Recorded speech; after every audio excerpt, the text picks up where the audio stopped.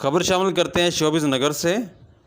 अदाकार इमरान अब्बास पूरा साल आड़ू तोड़ने के मुंतज़र। यूएनपी के मुताबिक ड्रामा इंडस्ट्री के मशहूर अदाकार इमरान अब्बास ने सोशल मीडिया पर अपने मद्दाहों को अपनी ज़िंदगी के इस लम्हे के बारे में बताया जिसका वो पूरा साल इंतज़ार करते हैं। अदाकार इमरान अब्बास ने इंस्टाग्राम पर एक वीडियो शेयर की है। वीडियो में इमरान अब्बास को अपने घर की छत पर खड़े दरख्त से आड़ू तोड़ते हुए देखा जा सकता है। इमरान ने खुशी का इजहार करते हुए लिखा कि मुझे सारा साल इस लम्हे का इंतज़ार रहता है कि जब मैं अपनी छत से ताज़ा आड़ू तोड़ता हूँ और यहीं से बिल्कुल सामने मेरे कमरे की खिड़की भी खुलती है।